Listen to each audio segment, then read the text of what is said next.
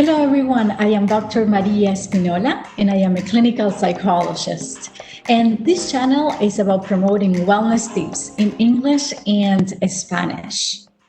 As I have discussed in prior videos, I believe that becoming politically active and engaging in social action can be a great way to improve your own wellness and to improve the wellness of the communities you care about.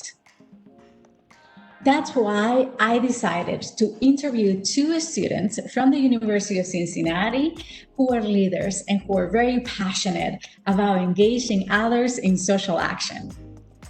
And now I'm just going to let them introduce themselves. So I'm a third-year Interdisciplinary Studies major at the University of Cincinnati. I was born in León, Mexico, and I immigrated to Cleveland, Ohio when I was 5 years old with my family. I'm focusing my studies on the intersections of public health and social justice, and I plan to pursue a career in public health and medicine. I'm currently holding the role of co-president for GlobeMed at UC, an organization focused on advancing health equity through long-term partnerships. So I also served as the volunteer coordinator for Latinx and Accion this past year, where I was able to establish a partnership between LEA and MYCincinnati and PriceHill. Together we created community events where Spanish and English speakers can converse and share their life experiences. And through these involvements, I was recognized as the 2020 Annie Fitzgerald Rising Star, and I was also tapped into UC Sigma Phi Women's Honorary. In addition to that, I am working with Crossroads Health Center this semester, and I'm looking to improve the quality of care for our Hispanic population in the Cincinnati area. I'm a third-year fashion design student at the College of Design, Architecture, Art, and Planning. I was born in Guatemala City, Guatemala, and I immigrated to the U.S. with my parents in 2002 to be raised in Cincinnati, Ohio, where I also attended high school downtown at the School for Creative and Performing Arts. At UC, I'm a proud Darwin T. Turner Scholar, Turner Mentor, and I'm involved with several student organizations, including Latinx and Accion, the Latinx Mentorship Program, as their social media chairs, as well as an off-campus group called Youth Educating Society, which is a student immigration activist group. What led you to become politically active? So as a Latina woman, I live in a world where politics dictate so many aspects of my life. So really, my lived experiences have largely inspired my involvement in politics, from advocating to reproductive justice and social welfare issues. I've realized the power in my actions. By becoming politically active, I'm putting myself in the room where it happens, a room where women who have come before me worked tirelessly to open for me. So by voting and speaking up about the issues that I care about, I'm paying tribute to those women, and I'm continuing to open the doors for the next generation of Latinas that follow. I would say I became politically active because of my parents. Ever since I was a little kid, I remember them taking my siblings and I to different peaceful protests, hold up our signs and chant and things. So they instilled in me that it's important to speak up for what's right, not only on my behalf, but for others as well. And politics affects all of us. So I believe that health is a human right. So I am most passionate about the intersecting and underlying issues that deter health within our communities. So the COVID-19 pandemic has truly exposed these issues and brought them to light. It's more important than ever for us to take a careful look at what needs to change so that we can create healthier and happier communities.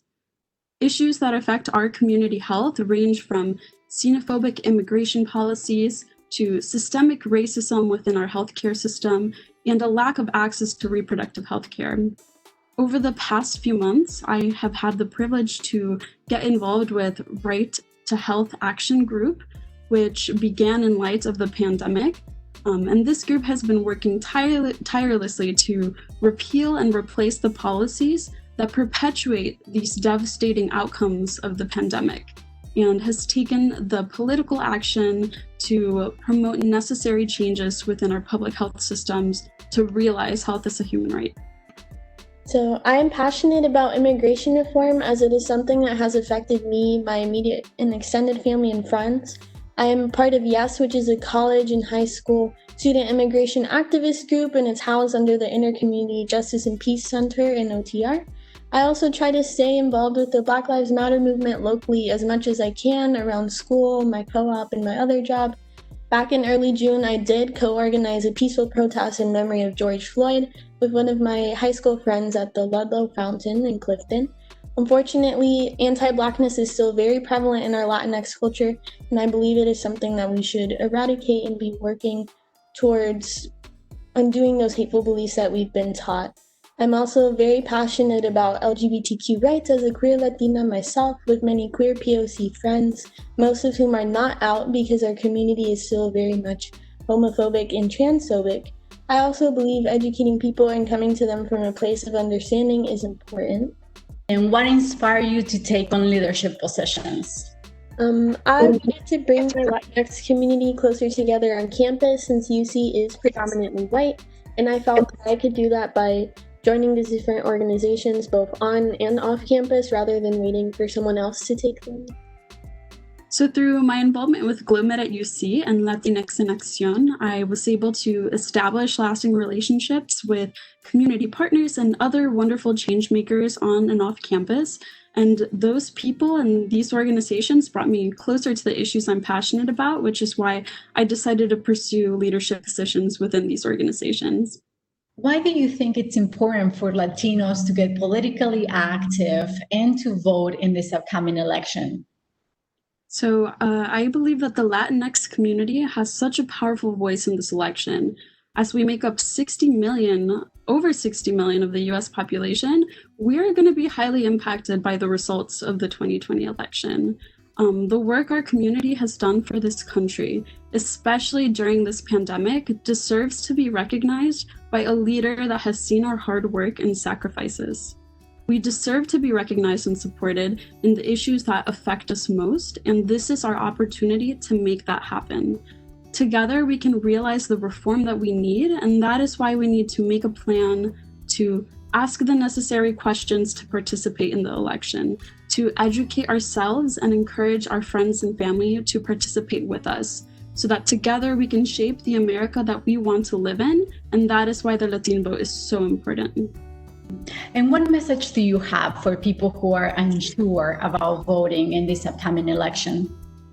I would say vote for those who can't vote. It's a privilege to be able to speak up and have your voice heard. Your vote does matter. In many elections, especially local ones, it often comes close between the candidates, dealing with a handful of votes deciding on the winning candidate. So if everyone voted, especially our Latinx community, the results of this election could be drastically different this year. So inform yourselves, make an educated decision, and then go vote. Tu voto es tu voz, y tu voto es nuestra voz. So your vote is your voice, and your vote is our voice. By voting, you are choosing who will best represent your values and the values of your community. It is an incredibly powerful opportunity, and it's not one that you can afford to pass up. Even if you are not able to vote, you can take other steps to participate by educating yourself on issues that matter to you and sharing that information to those who are close to you. Nearly 3 million Latinos have already voted, so now is your time to act.